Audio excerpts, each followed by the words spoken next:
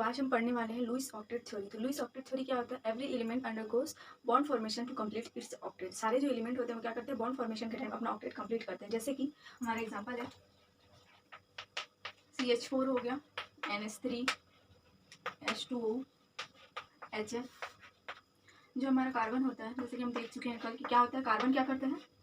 Hydrogen के साथ ऐसे बॉन्ड बनाता है, कोवेलेंट बॉन्ड बनाता है और अपनी ऑक्टेट कंप्लीट करता है। ये इलेक्ट्रॉन हो गया। इस तरह से हमारा कार्बन का इलेक्ट्रॉन जो होता है वो कार्बन का जो ऑक्टेट होता है वो हमारा कंप्लीट हो जाता है। ठीक है, तो क्या इलेक्ट्रॉन हमेशा ही 8 ही होंगे? रूल तो ये कहता है कि 8 ही होंगे, पर कुछ ऐसे भी होते हैं मॉलिक्यूल जिसमें 8 या 8 से कम या 8 से ज़्यादा भी होते हैं। जैसे कि ये हमारी लिमिटेशंस हैं। जैसे कि हो गया हमारा BS3, PCl5। तो इसमें क्या होता है, बोरॉन जो होता है वो हाइड्रोजन के साथ बॉन्ड बनाता है और इसके आउटर मोस्ट में 6 इलेक्ट्रॉन होते हैं। और PCl5 जो होता है Cl के साथ बॉन्ड बनाता है ऐसे, और इसके आउटर मोस्ट में 10 इलेक्ट्रॉन्स होते हैं। ठीक है, तो जब इलेक्ट्रॉन जो होता है वो हमारा 8 से कम होता है, ठीक है, तो उसको क्या कहते हैं? हाइपोवैलेंट।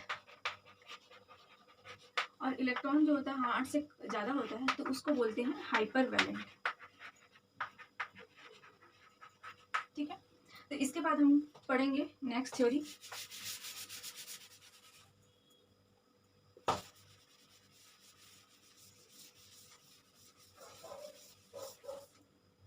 नेक्स्ट थ्योरी है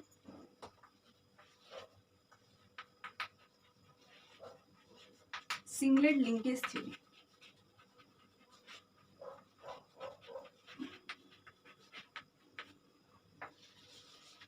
इसके एग्जाम्पल हैं जैसे कि PCl5, SF6। तो PCl5 जो होता है, PCl5 में क्या होता है? फॉस्फोरस जो होता है क्लोरीन के साथ ऐसे बॉन्ड बनाता है। तो इसमें क्या होता है, फॉस्फोरस के आउटर मोस्ट में जो होता है हमारा 5 इलेक्ट्रॉन होता है। तो इसको अपनी ऑक्टेट कंप्लीट करने के लिए कितने इलेक्ट्रॉन चाहिए? 3 इलेक्ट्रॉन चाहिए।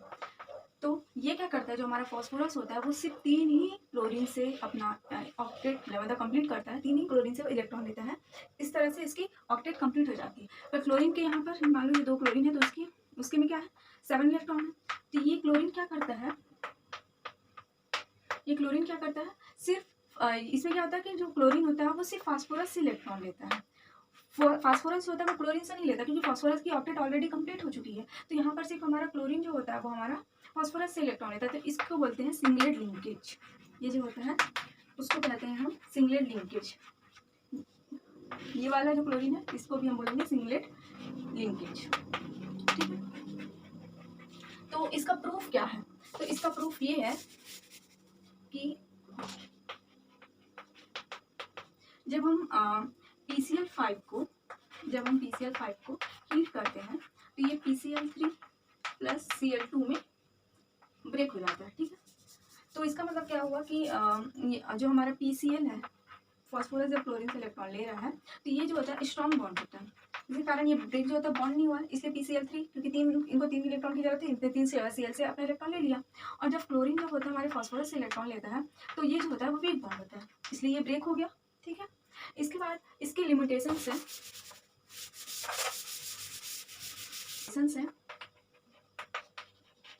लिमिटेशंस में हमारे जैसे कि SF6 में होता है।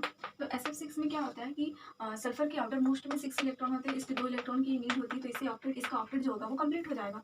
तो ये क्या करता है, सल्फर जो होता है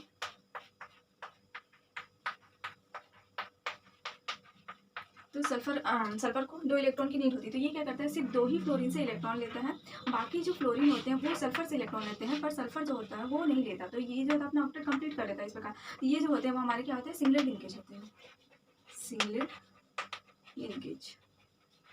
ठीक है, तो इसमें ये हमें कैसे पता चला? इसमें जब हम SF6 को हीट करते हैं तो इसमें क्या होता है, ये SF2 प्लस F4 में ब्रेक नहीं होता। तो ये तो मतलब लिमिटेशंस में आ गए।